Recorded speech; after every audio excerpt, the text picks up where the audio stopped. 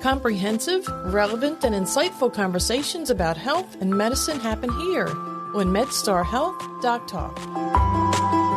A collection of abnormal cells in the liver could be identified by a number of names: liver mass, tumor, or lesion. There are multiple types, causes, symptoms, and treatments. They can be cancerous or non-cancerous. Even getting a diagnosis will take a combination of tests. For anyone who learns that they may have a liver mass, understandably, the news can be daunting. Since there are so many variables related to the topic of liver masses, it makes sense to invite the full scope of expertise to learn as much as we can in today's episode of MedStar Health DocTalk. I am happy to introduce interventional gastroenterologist Dr. Abhinav Sankineni and surgical oncologist Dr. Ed McCarron, here at MedStar Franklin Square Medical Center in Baltimore. I'm your host, Debra.schindler. Doctors, thank you so much for being here. Deborah, it's so nice to be here. Thank you for the opportunity to talk about liver tumors and what we do here at Franklin Square. Same here, Deborah. Thanks for having me over here to discuss the complex liver issues and liver masses. The liver is described as the largest solid organ in the body and the size of a football. How would you describe its function? Liver is a very essential organ, which contributes to digestion, and also it helps in metabolizing a lot of chemicals in our body. When there's a derailment of the liver function, the body responds by having symptoms, related to the abnormal metabolites, which are supposed to be metabolized by the liver. And also liver contributes to production of bile, which helps in digestion.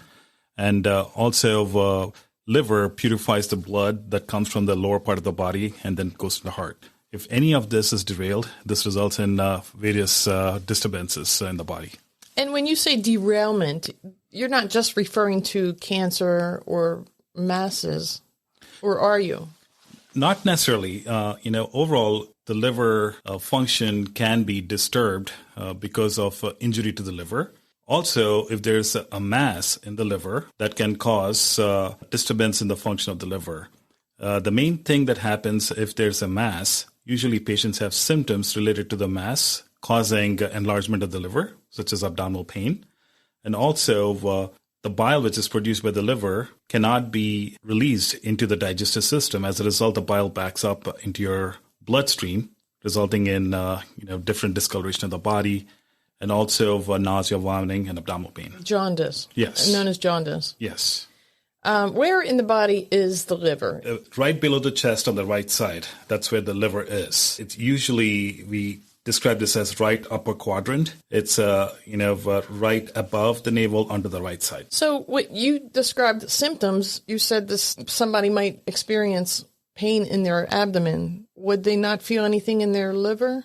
Not necessarily. Now, most of the times, the problem with the liver is identified as an incidental finding, either on the labs or on the imaging studies. Typically, when patients get a routine testing, blood work, you'll see that the liver numbers are abnormal, and that leads to more testing, and then we can find out different abnormalities in the liver. Sometimes patients may have symptoms such as abdominal pain, nausea, vomiting, especially in the right upper part of your abdomen, that results in further testing such as ultrasound or CT scan and MRI, which picks up lesions in the liver. What about other diseases of the liver? Would that also be symptomatic in the same way? Cirrhosis, for example. Now, early stages of cirrhosis, usually you don't have any symptoms, and usually you'll find that out on the labs and also on imaging studies. Advanced cases of liver cirrhosis, patients may have confusion, abdominal distension, fluid accumulation within the abdomen, fluid accumulation in their lower extremities,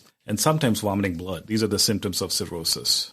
So when a patient comes to see you as an interventional gastroenterologist, Dr. Sankineni, they may have stomach issues. When do you start to suspect it's the liver? Initial testing of the blood work, which shows abnormal liver numbers, and also imaging studies, including ultrasound, CT, or MRI. And what does that mean exactly when the liver numbers are off? I mean, if they're elevated, there are certain liver numbers, or otherwise we call it as liver function tests. And usually these liver function tests are elevated. Usually if they're not within their normal range, even slightly abnormal than their normal range, they're considered abnormal. But if the liver numbers are off, does that always mean that there's a problem? If the liver numbers are off, that means the liver is being affected. Now, the question is this an inflammation or is it a mass that's causing this abnormality in the liver numbers? Who gets a liver mass? Who's your patient? So, broadly speaking, you can classify patients into two categories. One with liver cirrhosis and patients without liver cirrhosis. Now, if you have liver cirrhosis, doesn't matter if the liver cirrhosis is from alcohol-related or if it's related to hepatitis B, hepatitis C, or other autoimmune conditions, they're at increased risk for liver cancers. Now, there are other tumors which are not related to liver cirrhosis. Unfortunately, most of the times we don't know what's the exact reason that puts this population at risk of developing this liver tumors or cancers. What about liver cysts? Cysts are benign. Most of the times, these are benign lesions, and these are typically or incidentally found out on routine or other reasons for other testing. Usually, they get an ultrasound or a CT scan, and these liver cysts are picked up. Majority of them are simple, benign, non-cancerous lesions. Sometimes you can get complex liver cysts, which puts you at increased risk of liver cancers. Most of the times, the liver cysts develop either when they're born or during their young age, and sometimes they can be inherited. Now, the liver cysts, which are inherited, and if you see a lot of cysts in the liver, usually that's when it affects the liver function, and sometimes that may lead to liver transplantation. Oh, from liver cysts. I did not see that coming. Yeah, it's not common, but you can always see this. It's inherited, and there can be a lot of cysts. It's called polycystic liver disease, and usually it's passed on from generation to generation, and it may lead to liver transplantation. Okay, so let's talk about the diagnosis. A person goes, or maybe they have a routine physical, and they get the blood work done, and their liver numbers, as we've discussed, comes back off.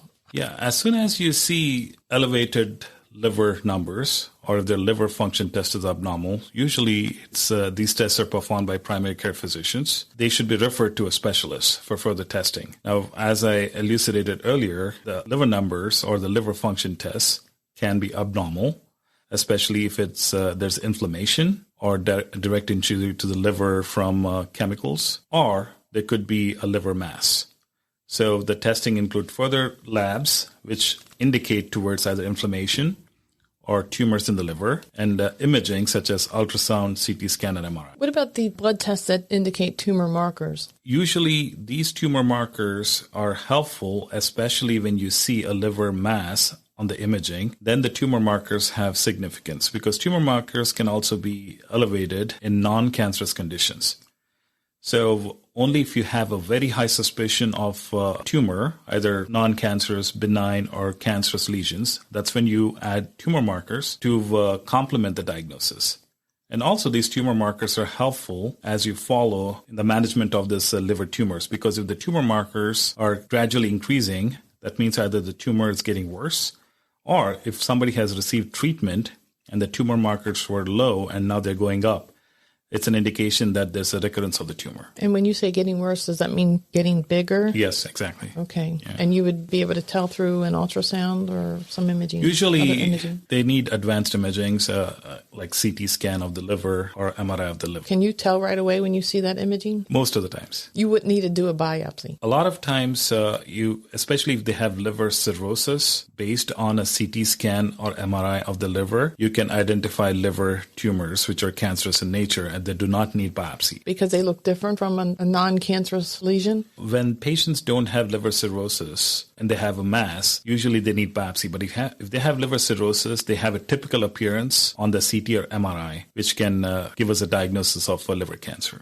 Since we understand that liver masses can be benign or malignant, cancerous or non-cancerous, in other words, let's talk about the non-cancerous lesions first. Do they need to be treated if they're determined to be non-cancerous? Most of the times, no.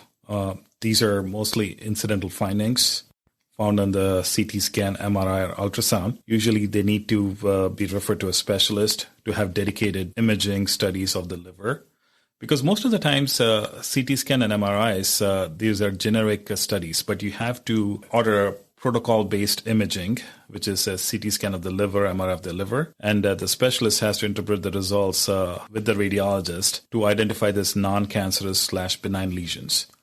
And if they're deemed to be benign based on the imaging studies, then you can follow up with further testing with serial imaging studies. When you talk about a specialist, are you referring to someone as yourself? Yes, usually a liver specialist like a hepatologist or a gastroenterologist. A lot of patients with benign liver lesions are referred to a surgical oncologist simply because they're deemed as having a liver mass. And so we assess these patients and try and figure out it's a much different scenario than what Dr. Sankineni was describing, where, he's dealing with a lot of liver pathology, a lot of liver cirrhosis, a lot of dysfunction of the liver. Many of the patients that see me have normal liver function, and they just went and had a CT scan or an ultrasound for some other reason.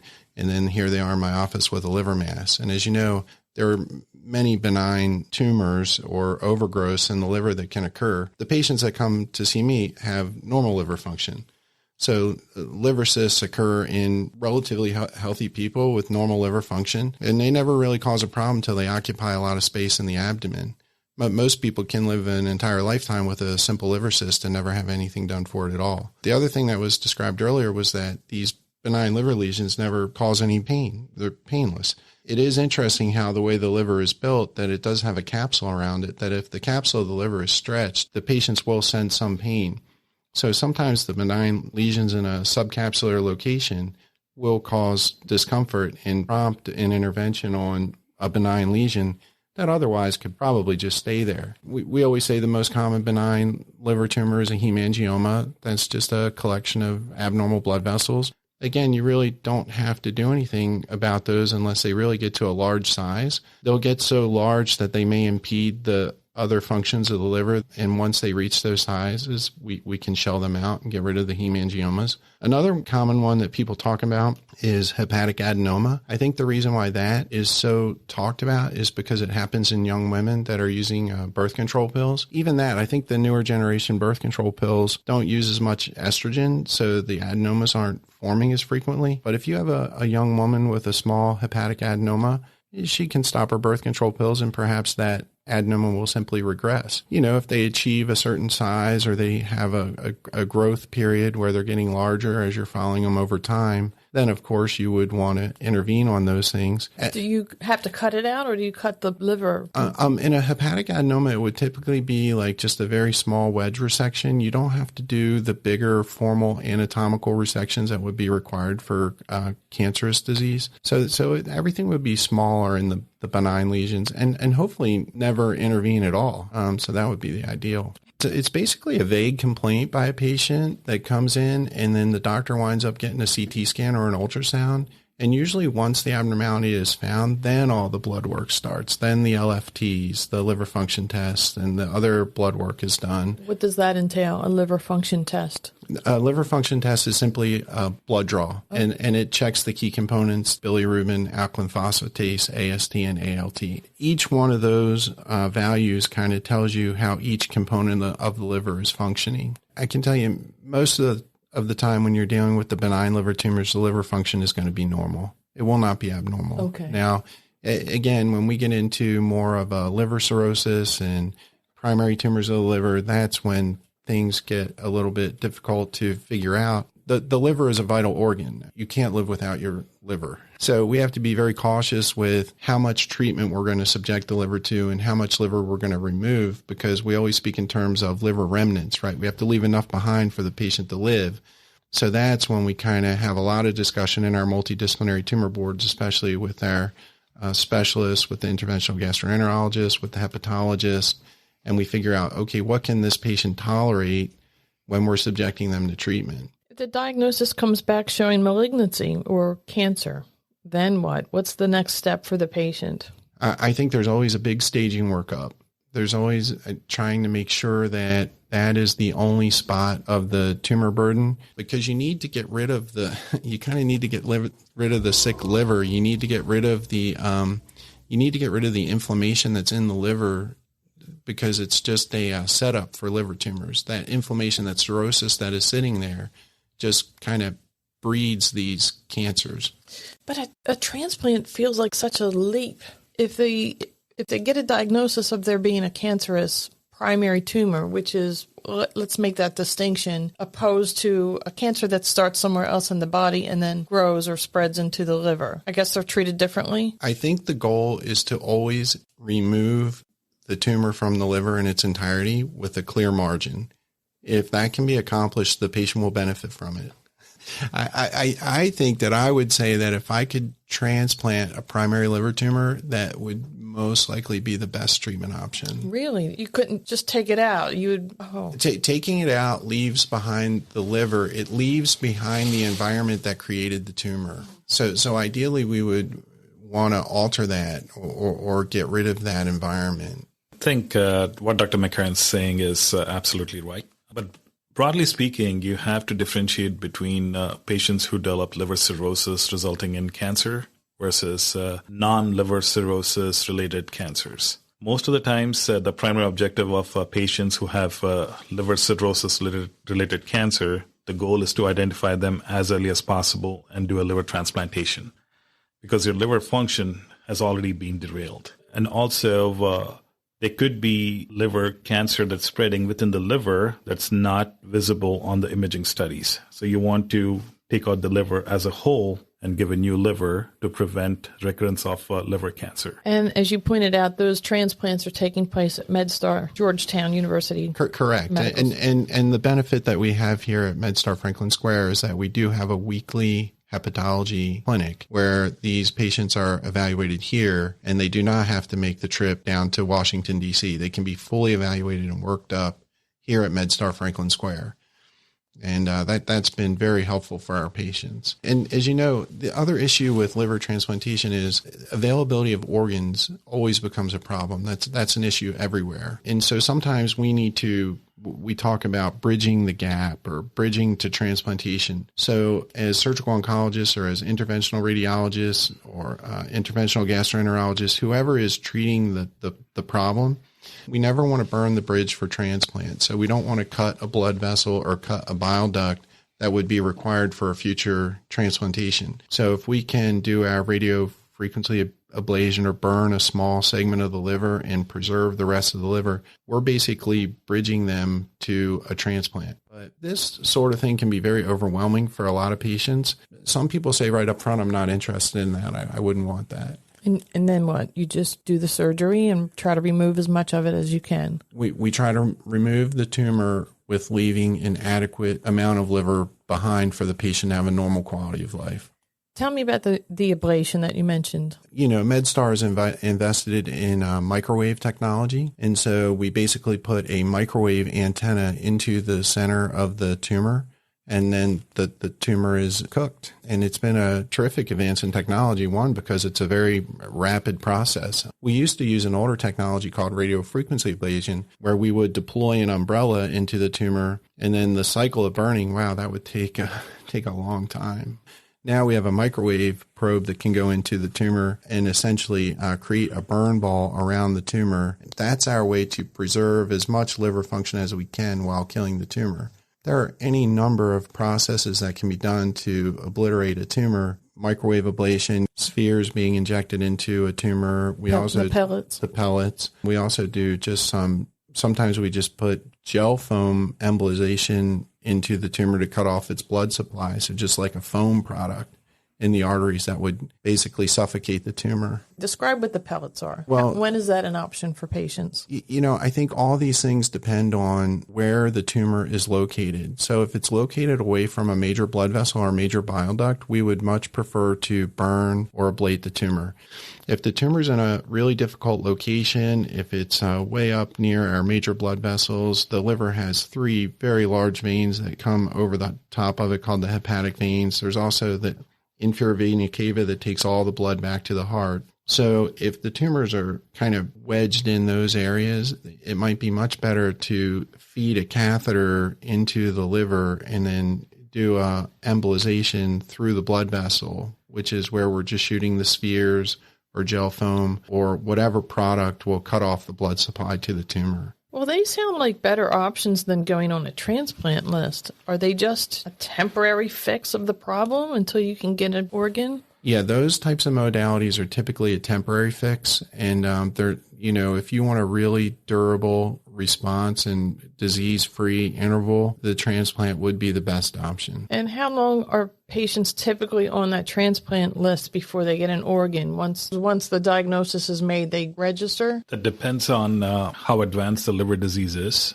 and what kind of liver tumor burden is. And there's a waiting list, and it differs from state to state. Yeah, that's definitely something we would want to ask our transplant hepatologist as far as a waiting list. And I'm not aware of, I have not experienced a living related donor for someone with a hepatocellular carcinoma in our group here. If someone has acute liver failure for other reasons, I have seen living related donors for those issues, but not necessarily for cancer. That might be a very specific thing to ask the transplant hepatologist here. The organs have to be there to be transplanted. And of course, organ donation is a challenge for every transplant program in the country. And I think that's a big push to make people aware that you should be an organ donor. And I would advocate for that. I would think people should be organ donors. But Absolutely. What about chemotherapy? Where does that fit in the treatment plan? Chemotherapy is typically available when these patients do not have any of these local options. That would be more seen as a temporizing measure. It's not necessarily going to cure these liver tumors. It's going to hold them at bay while the patient has some quality of life. What's the prognosis for someone who gets who has a liver mass and it is determined to be cancer? What's the survival rate? Deborah, broadly speaking, I know we have different modalities for treatment, right? We talked about radiofrequency ablation or microwave ablation. We talked about liver surgery, and we talked about liver transplantation and chemotherapy. Now, you have to keep in mind all these options are available in a multidisciplinary fashion to every patient. I don't think there's one option versus the other. Sometimes there's a combination treatment available. So, we cannot choose one over the other. And a lot of times the other modalities will help patient sometimes get transplant.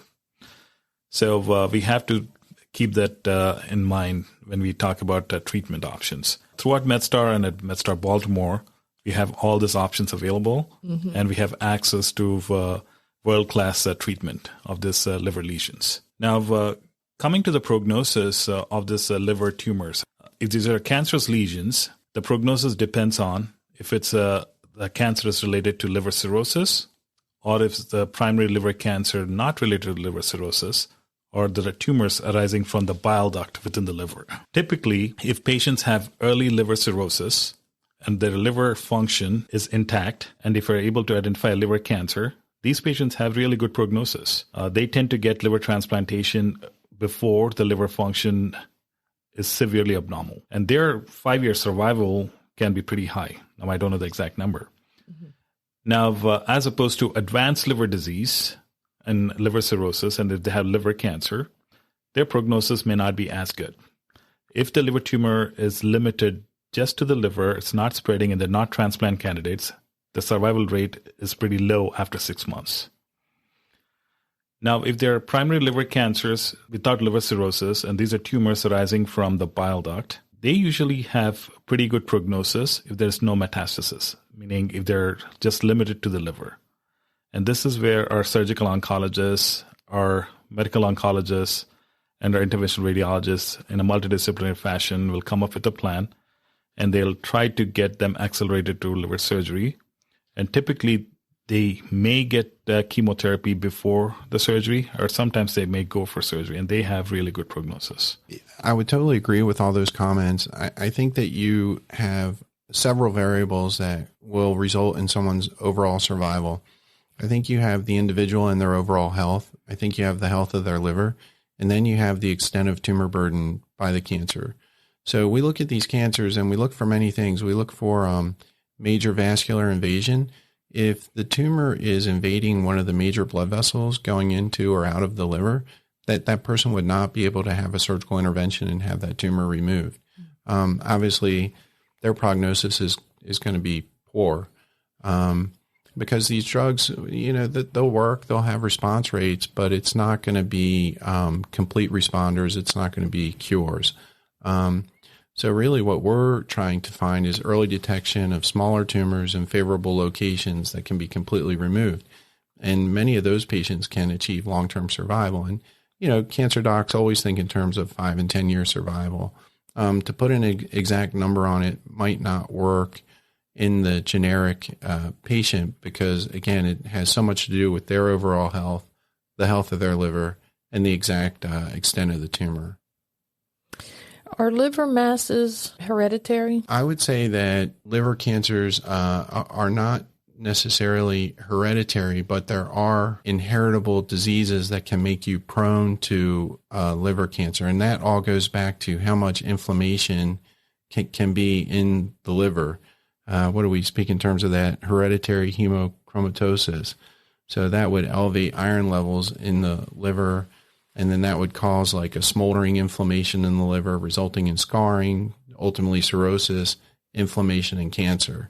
So it's not that the hepatocellular carcinoma is going to be inherited like a colon cancer or pancreatic cancer or something like that. Can be prevented. I would say it can definitely be prevented. If you're diagnosed with viral hepatitis, you should receive treatment and you should eradicate your body from the viral hepatitis. And that's what our GI specialists and our hepatologists do so well. Once a person is diagnosed with chronic hepatitis, they should also, if they're not going to have the viral load completely treated, then they should be on a surveillance program with ultrasounds and follow-up exams periodically throughout the year for a lifetime. And those are the patients we can find at that 3-centimeter tumor burden, 4-centimeter tumor burden. And if they're small tumors like that, they're definitely treatable. What's the key takeaway for people who may have gotten a recent diagnosis of a liver mass? The key takeaway is to seek a specialist who can identify these liver lesions and make a specific diagnosis of cancerous or non-cancerous lesions, and work in a multidisciplinary fashion to come up with a plan for the patient with these liver lesions. Multidisciplinary, which means what?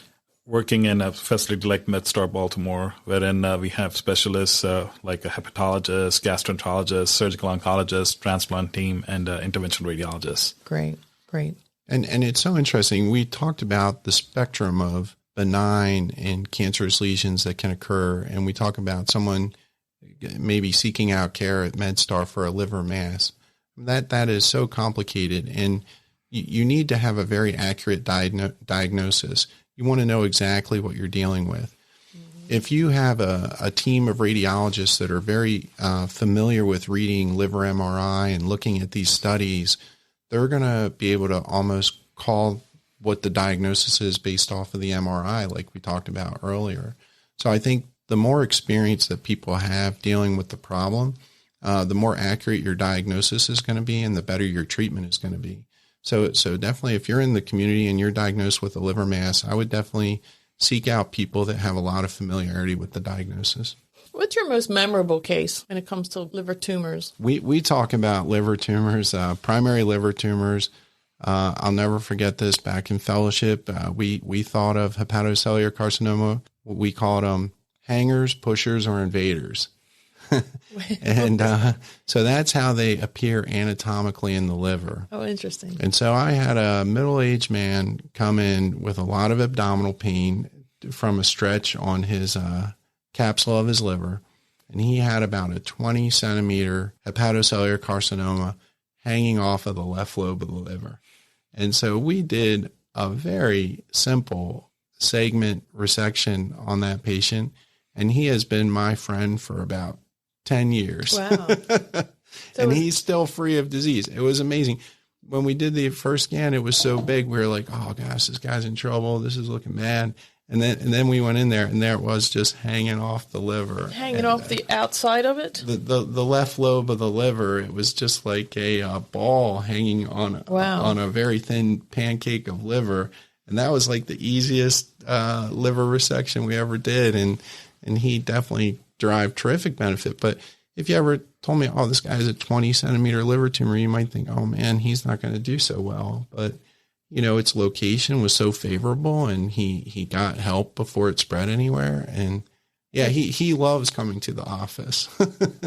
Would it be likely for him to grow another tumor? I guess that's always the fear, but the majority of the tumors will recur very early. If they're going to recur, they recur in the first few years. It would have already happened for him? It would have probably already happened for him. And he did not have the underlying hepatitis or viral infection.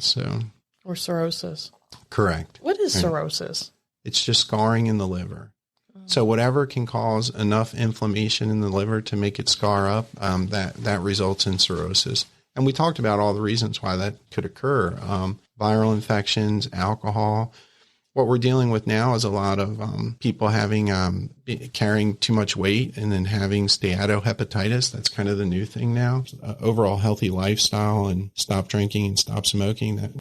Any final thoughts, Dr. Sankineni? Most of the times, as a gastroenterologist, I'm involved in the initial phases of this liver tumors, where we are sent by primary care physicians. We diagnose those patients, and then we send to our surgical colleagues, and we take care of this patient multidisciplinary approach. Now, I've been here for 7 years now. I'm always surprised when I diagnose these patients, and then I see them 2 to 3 years later after the treatment, they're still doing well. There's a lot of hope for these patients. There's excellent treatment options available. The key thing is to get them into a team who are well-versed with the treatment of these lesions. We've been talking with Dr. Abhinav Sankineni and surgical oncologist Dr. Ed McCarron from the MedStar Georgetown Cancer Institute at MedStar Franklin Square Medical Center in Baltimore. Thank you for sharing your expertise with us here on DocTalk. To schedule an appointment with one of today's guests about a suspected liver mass, call 443-777-7911.